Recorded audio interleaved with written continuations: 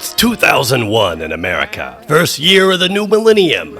No more fear of the Y2K bug ending civilization as we know it, only the bright future of the 21st century ahead. The radio is delivering hit after hit from Eminem, Britney Spears, Destiny's Child, Shakira, and Linkin Park. Audiences are eagerly awaiting the next Star Wars prequel movie, hoping that Phantom Menace was just an unfortunate fluke. And there's talk of an epic trilogy on the horizon called Lord of the Rings. And speaking of sequels, there's a PlayStation 2 now, and everyone's anticipating the next Metal Gear Solid. Flip phones, internet, and South Park. You'd think it could be the 90s forever. At least, that's what they want you to think, because they're selling an image. But across the oceans, there's trouble, and that trouble goes by the name Osama bin Laden, the Sheikh to his fans. Jihad joker to the nth degree, and his number one ideological mentor, Ayman al-Zawahiri. Osama's head of Al-Qaeda, a network of international jihadist fighters. He runs training camps, distributes propaganda, and funds fighters. He bombs 2 U.S. embassies in Africa, and every time he pulls off one of his attacks, it's a black eye to the U.S. intelligence and law enforcement agencies. Because how could global terrorism exist in the new peaceful post-Cold War world? One day, Osama and his pals go a little too far, and Uncle Sam decides to roll up his sleeves and put a size 13 boot in bin Laden's ass, once and for all.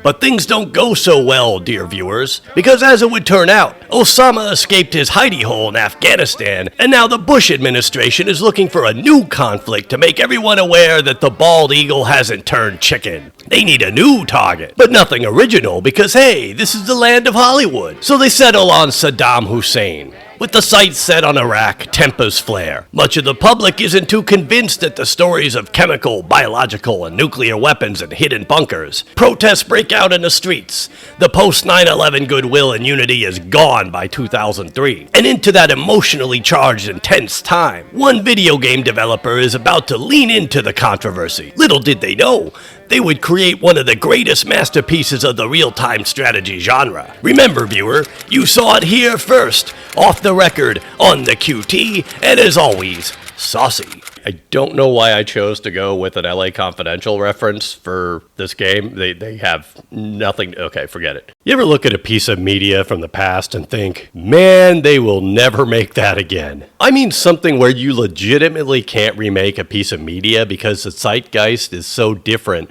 and lots of people might get pissed off for not entirely invalid reasons.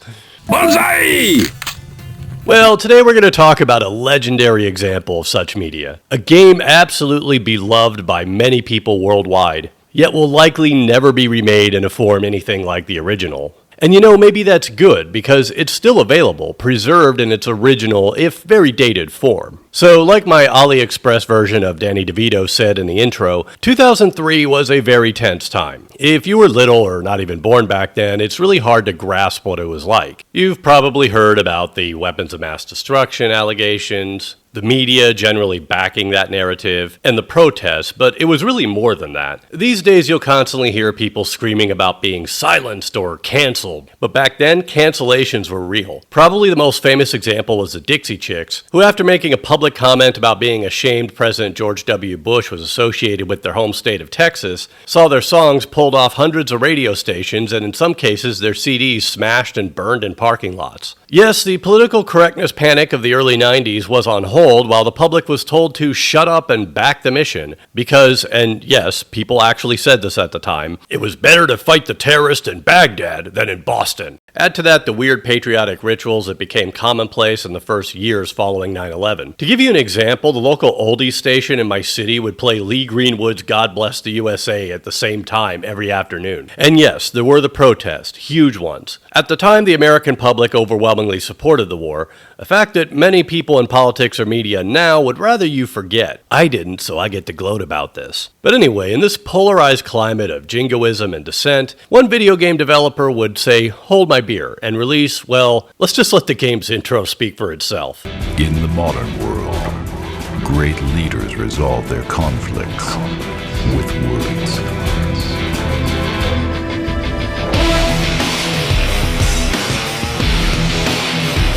Step launcher.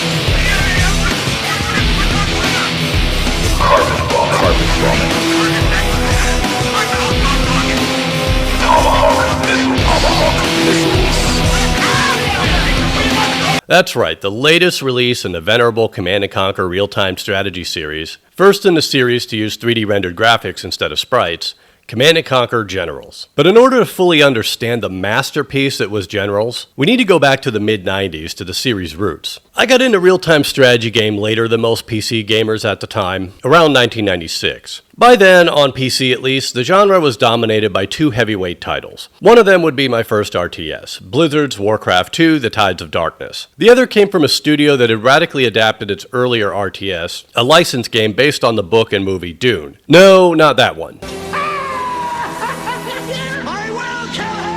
That Dune. Westwood Studios would release their new original RTS, Command & Conquer, in 1995. Whereas Warcraft 2 was set in a fantasy world pitting humans and their allies against the Orcish horde, Command & Conquer was a modern military conflict set in the near future of our world. Even though I'd played and fallen in love with Warcraft 2 first, I wasn't much of a fantasy fan at that age. Military shit, on the other hand, well, I'd been hardcore into that ever since I got LHX Attack Chopper for my Sega Genesis some years prior. You have to remember that the early 1990s were indelibly marked by the memory of Desert Storm, where America's highly advanced Cold War arsenal finally got unleashed in a conventional war to devastating effect. It was also an era of futuristic-looking weapons like the F-117 stealth fighter, and lofty plans for even more advanced-looking weapons like the RAH-66 Comanche, or this thing, whose only claim to fame was ending up in one of the better films of the Pierce Brosnan James Bond era. In the early 90s, I'd play games like Jungle Strike, where you'd fly some of these existing or experimental aircraft, paired with imagined vehicles which at least seemed believable if they weren't already seen in the pages of Popular Mechanics magazine. And I think that was the real appeal of Command & Conquer when I first started playing it. It was set in our world in a near future where recognizable tech like the Abrams main battle tank or Apache helicopter featured among high-tech sci-fi vehicles such as rocket bikes or the jet VTOL Orca aircraft. But there was something else that appealed to me about Command & Conquer, and that was the story. Not nearly as rich as Warcraft, to be sure, but Command & Conquer's story was unique in that it wasn't just a conflict between armies of two different nations or factions. Rather, it pitted a United Nations-like military alliance called the Global Defense Initiative against a shadowy, technologically advanced terrorist group called the Brotherhood of Nod, who had supposedly emerged after decades, if not centuries, hiding out of view. Even as a teenager, I couldn't help but feel the connection to the G.I. Joe cartoons of my youth, with Nod being an obvious grown-up stand-in for Cobra. What I look back upon fondly about that brief period in my youth was how both Warcraft 2 and Command & Conquer were rivals, but almost perfectly balanced, and your preference came down to a matter of taste. Warcraft 2 definitely had the more fleshed out story, larger, more colorful sprites, and more complexity in the form of resource management, as well as characters equipped with special abilities and upgrades for things like weapons and armor. Every unit also had its own unique voice lines, with hilarious surprises if you kept clicking on the same unit incessantly. At your service, my lord. Yes? Make up your mind. Are you still touching me? Don't you have a kingdom to run? On the other hand, larger sprites means the screen can get cluttered, and you have to focus on worker units and gathering different resources. Plus, you're limited to only controlling 9 units at a time. Command & Conquer's graphics were much simpler, but with smaller units you could fit more on the screen, and you could control much larger groups of units, seemingly unlimited in fact. Units had far less personality, as many of the voice lines are identical for units of the same type, and there are almost no special abilities. On the other hand, if you want to focus more on the action rather than economy, Command & Conquer had only one resource to gather, Tiberium. But the biggest difference between the two games was that whereas the human and Orcish factions in Warcraft 2 were almost mirror images of one another with some different unit abilities, in Command & Conquer, GDI and the Brotherhood of Nod were as different as night and day. GDI was what popular culture saw as the US military of the future, with air power and heavy armor. Nod possessed more advanced technology in their late campaign. Their bread and butter units were weaker but faster. A Nod player had to play smart, stealthy, and use hit-and-run tactics to get ahead. Even the way the two factions produced units was different. GDI soldiers trained at a barracks with this very traditional-looking structure. Brotherhood of Nod had the Hand of Nod, this towering, imposing structure that was no doubt the entrance to an underground training complex. GDI vehicles came from a factory, whereas if you were a Nod player, you'd build this airstrip and your vehicles would be flown in. This actually made placement of your airstrip a critical factor at times. Another major advantage Command & Conquer had over Warcraft was the introduction of superweapons. The GDI had their satellite-based weapon, an orbital ion cannon that fired a focus beam, and Nod, being a religious cult, had the Temple of Nod, which gave you the ability to launch nuclear missiles. I think that's pretty self-explanatory. Another major advantage Command & Conquer had over Warcraft 2 was far more cutscenes, and not just 3D rendered ones that were fairly decent for the time. Command & Conquer featured live action scenes, and it was here that the series introduced the world to one of PC gaming's most memorable villains, the leader of the Brotherhood of Nod, Kain. Finally, each faction's campaign took place in a different continent, and in most missions you'd be given a choice of where to attack next. Most of the time the difference between the choices was just a matter of different maps, but in a few cases you might have completely different missions depending on your decision. I don't know why, but I gravitated towards Nod from the beginning. From their super cool scorpion tail logo to their urban camo, which was actually in style in the real world at the time. And also they had insurgent tactics and a shadowy history. I was basically a Nod convert. As you could imagine, sequels were soon to come. In fact, Westwood Studios was so ballsy that they were already advertising the sequel to Command & Conquer as a trailer you could view in the original game. As it turns out, however, Command & Conquer 2 Tiberian Sun wouldn't come out until a few years later, in 1999. Instead, the original game was quickly followed up with a spin-off, Command & Conquer Red Alert. In this alternate history scenario, a time-traveling Albert Einstein goes back in time to take out old Adolf Hitler, and in doing so, he makes Viktor Suvorov's fever dream come true, and Soviet leader Joseph Stalin launches a war to conquer Europe. You play as either the Allies or the Soviets struggling over the fate of the continent. The game played more or less the same as the original, but with some improvements as well as new types of special abilities, super weapons, fixed-wing aircraft you could build and control, and sea units. Both campaigns featured memorable characters and more live-action cutscenes. I'd actually played Red Alert before the original, and I like the eclectic mix of older military tech like piston engine planes with jet aircraft. Once again, both sides were balanced but very different. The Soviet side favored brute strength with stronger double-gun tanks, while the Allies had speed, tech, and especially sea power on their end. After trying the original, I appreciated that the two factions weren't so lopsided, and the Allies could stand up better in a conventional fight than Nod could. While Red Alert would see more success years later, after its release and expansion pack, Command & Conquer kind of stagnated. And in 1998, Blizzard, maker of Warcraft, would strike back with the game that would forever be associated with getting your ass kicked online in 2 minutes by a kid in Korea, StarCraft. As soon as I got it, it was apparent that Blizzard had learned from the main mistake of Warcraft 2. This time there were 3 factions, but instead of playing more or less the same with different sprites, StarCraft's Terrans, Zerg, and Protoss would play entirely different in terms of how they built structures, produced units, as well as what their units did.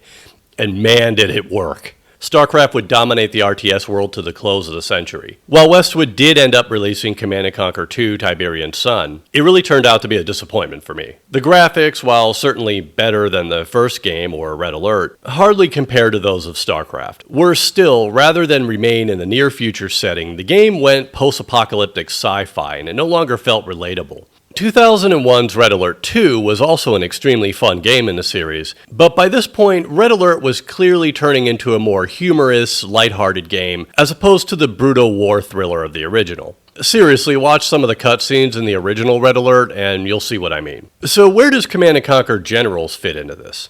Well, first, Westwood Studios had been acquired by that beloved corporation, Electronic Arts, in 1998. Although Generals was based on an engine developed by Westwood Studios, it would not be made by the same people, which explains why it's so radically different. In many ways, Generals feels more like StarCraft, albeit with a control scheme still more similar to the original CNC games. Units have unique voice lines when they're produced, and they're produced at buildings rather than via tabs and icons on a sidebar. Also, like in StarCraft, you'd have 3 factions with very different features and playstyles. So Command & Conquer had GDI versus Nod. Red Alert had alternative history Allies versus Soviets. Command & Conquer Generals gives us the good old US of A because, you know, never forget, booting your ass, etc. China, which was seen as a rising superpower, while at the time Russia was a sad joke that was still tied down in a war in the North Caucasus, where they'd previously lost in the 90s. And finally, you had the faction that was probably one of the ballsiest moves in modern gaming history. What I'd argue is the greatest RTS faction ever designed, the Global Liberation Army, or GLA. Folks, The GLA is basically Al-Qaeda on steroids. That's right, it's nearly 2 years after 9/11. The Iraq War is just around the corner, and EA was like, you know what?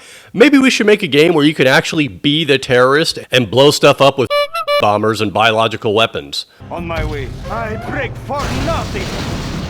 And that's as good a place as any to start. So let's talk about the different factions in detail. The US, also known as the good guys, We're moving.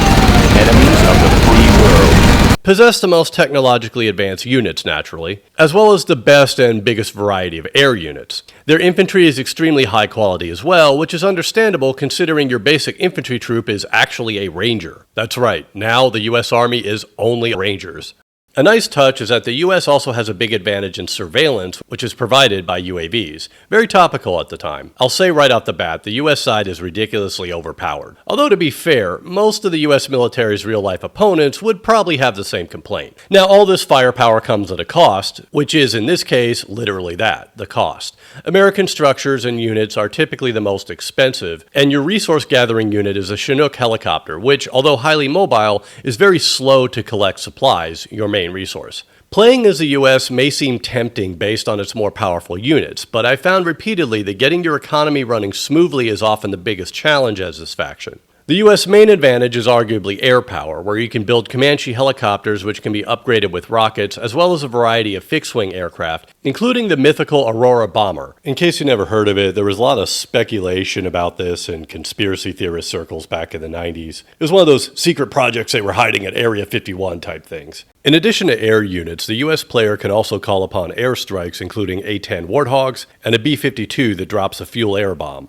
As for super weapons, the US has an orbital beam similar to the ion cannon, except that it can be controlled by the player for a short period of time. Next is China, who quite stereotypically favors mass, both in infantry and in armor. This is rapidly communicated to the player in the way that Chinese rifle infantry are produced 2 at a time, and infantry and tanks receive buffs if they are in groups of 5 or more, and they can receive additional buffs from propaganda towers, which may either be static structures or mounted on certain vehicles. China possesses air power, though not of the same variety seen on the US side. Late-game players can call upon units like the massive Overlord tank, which can be upgraded to carry either a bunker with room for 5 troops who can shoot independently while inside, a propaganda tower to boost nearby units, or a Gatling cannon to engage air units and provide better anti-infantry capability.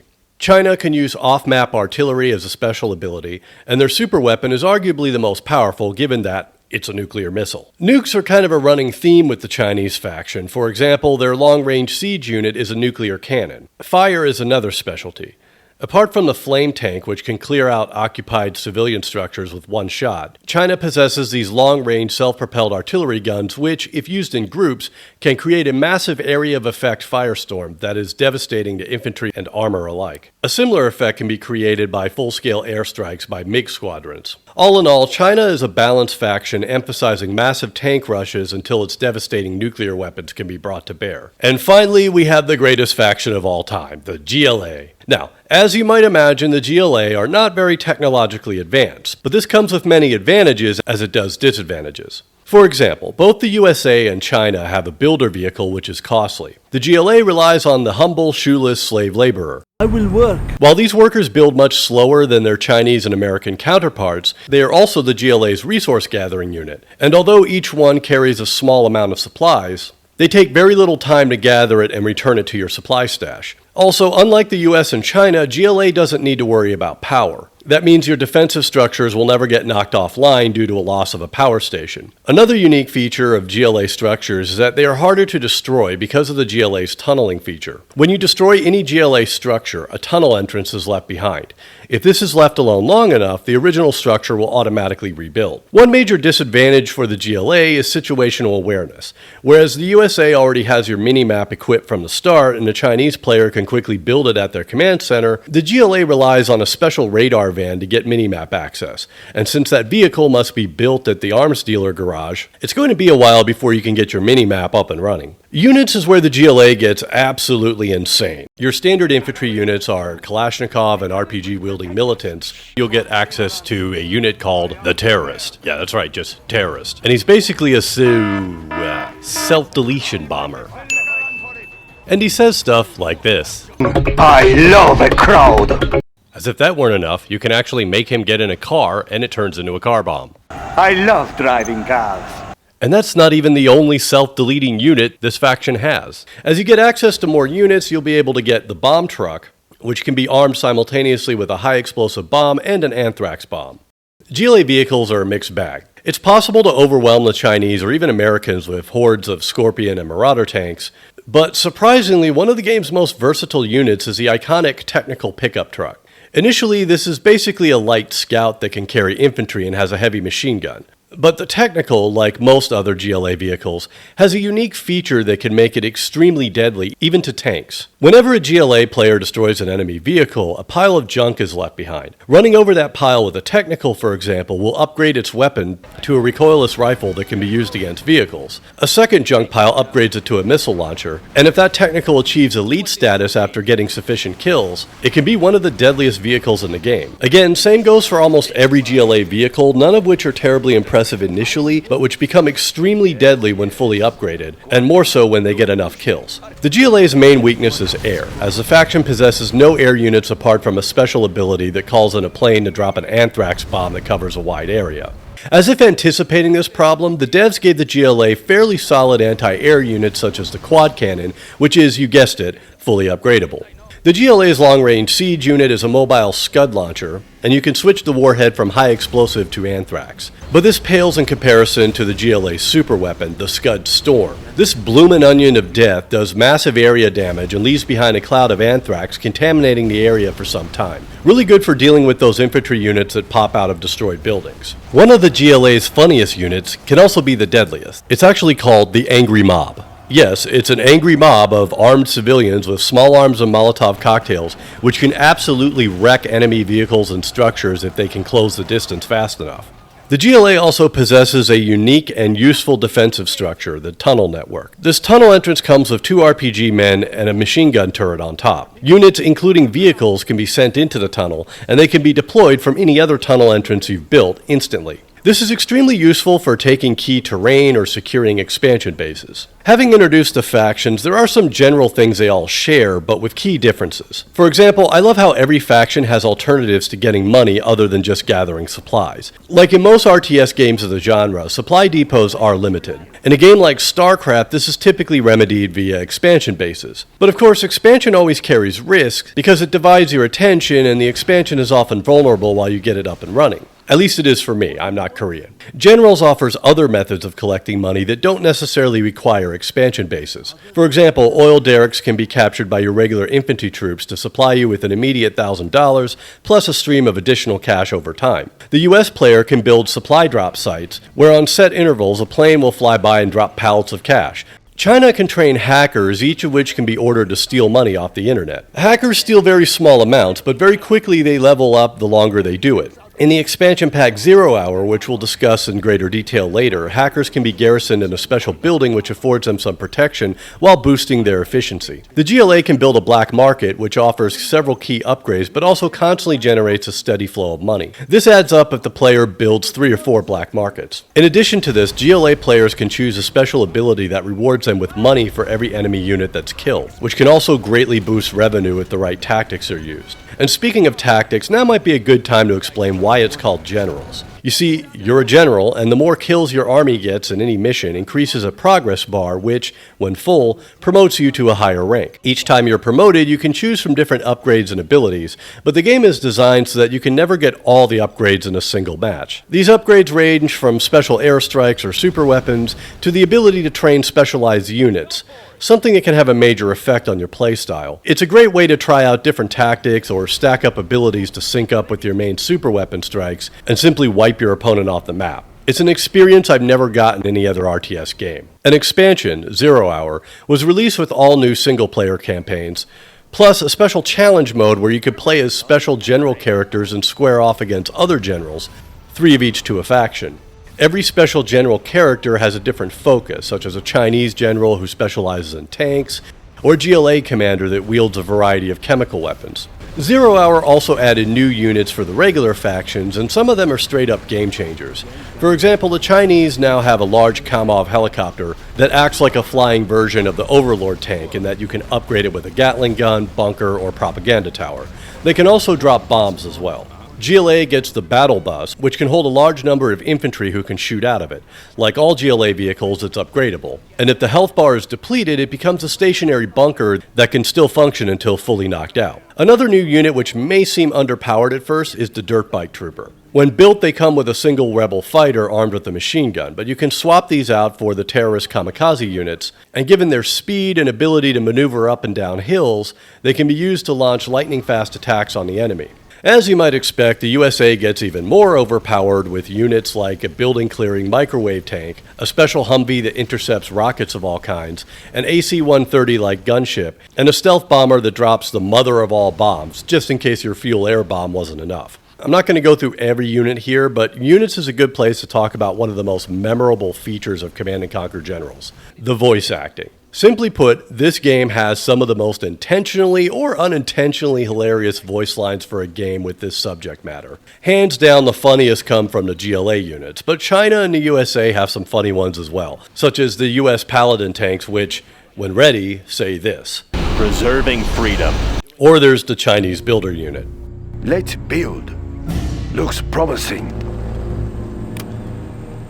That's a good choice.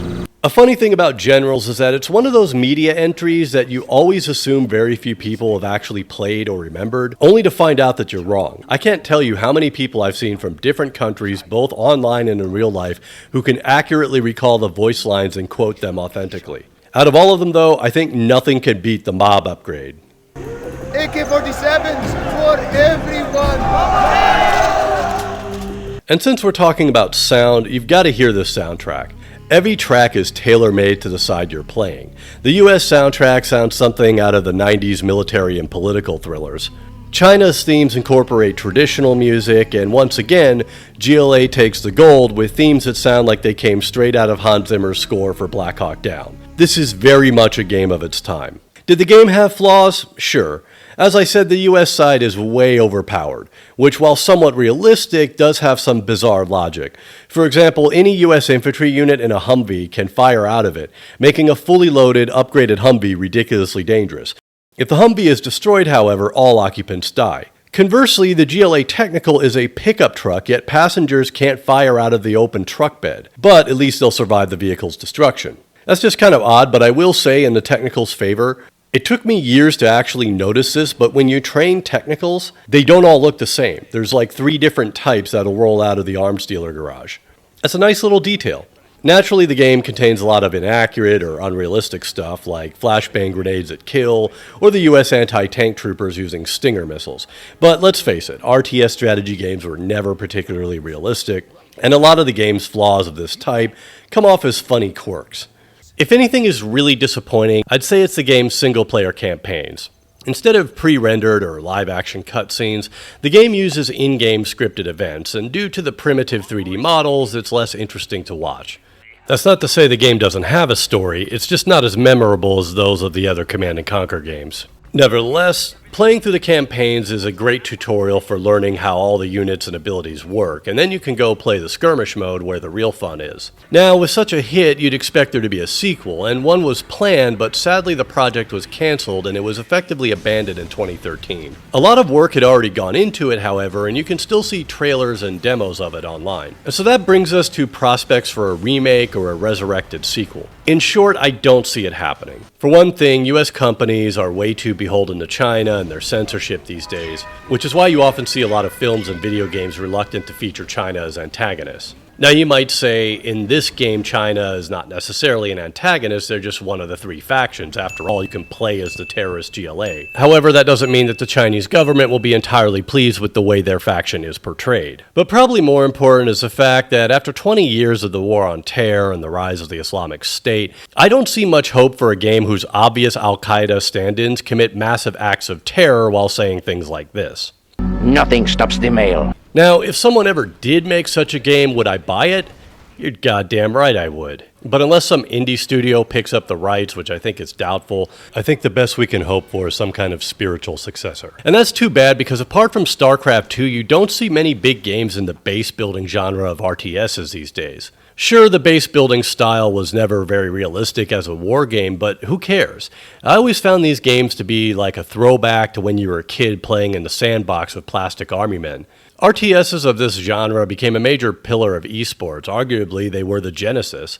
And many people play them with the goal of maximizing actions per minute and overwhelming their opponent as fast as possible. Personally, I never enjoyed RTS games that way. I like to play around with different units and abilities, take my time, and methodically wipe out the computer opponent. There's nothing more satisfying than holding off a non-stop enemy onslaught while you build 6 nuclear missiles or Scud Storms and unleash them on the enemy base all at once. It's incredible how I keep coming back to this game 20 years after it was released. Luckily, Command & Conquer Generals and its expansion pack 0 Hour are both available on Steam. They run well on modern systems, save for one problem I discovered, where they won't be in widescreen format if you up your screen resolution in the game. Luckily, the fix for this is super easy. You just open the options.ini file the game creates in your Documents folder, and then manually input your desired resolution. Do that and no more black bars on your screen. Command & Conquer Generals may have been forgotten by EA, but not by millions of fans. Not by me, for sure. I welcomed it as a spiritual successor to the original Command & Conquer, a merger of modern military tech that was familiar at the time with speculative designs based on what was believed to be in the pipeline at the time. The setting, the soundtrack, the unforgettable voice lines, it almost makes you feel like it's good that it never got a sequel, because how can you follow up such a masterpiece that was such a product of its own time? So if you're into old school RTSs, you want to get into them, or if you're a fan back in the day and you want to relive the memories, I suggest you go on Steam and check it out. You can always wait till it's on sale, but even if it's not, remember, no cost is too great! Alright, thanks for watching. You know what I'd usually ask here, but in the spirit of today's subject, can I have some likes, please? And maybe subscribes too. Also, look in the description below for my Patreon page, where you can support my work. One path to freedom.